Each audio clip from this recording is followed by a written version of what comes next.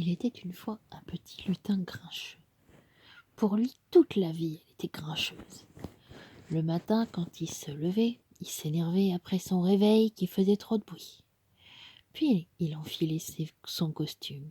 Il râlait après ses chaussettes qui tenaient pas très bien, ses chaussures qui n'étaient pas assez pointues, son manteau qui n'était pas bien chaud, ses boutons qui voulaient pas bien se pâter, son bonnet qui n'était pas bien droit, sa cloche qui ne faisait pas assez de bruit.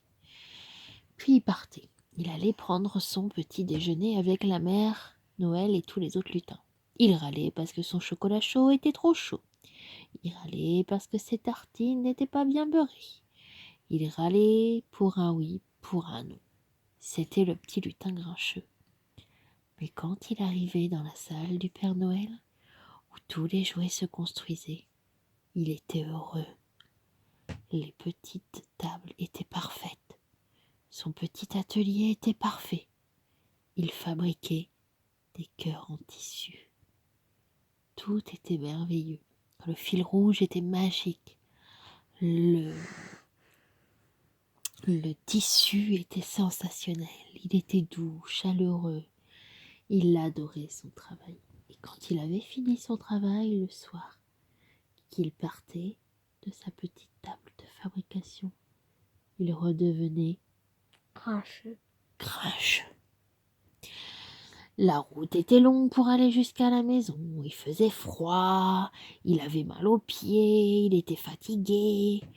Après, il allait manger dans la maison de Père Noël.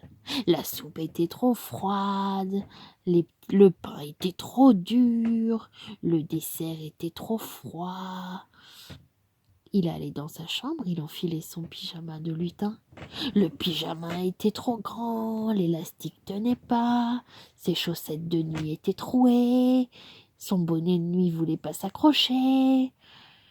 Il allait dans son lit qui était trop grand, avec sa couverture qui pique. Rien n'allait. Et il faisait bien sûr des cauchemars. Alors la solution, comment rendre ce lutin grincheux de bonne humeur?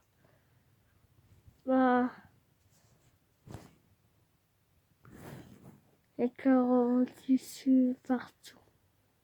Je pense qu'il fallait que dans le cœur en tissu qu'il fabriquait, il puisse l'offrir à une petite lutine.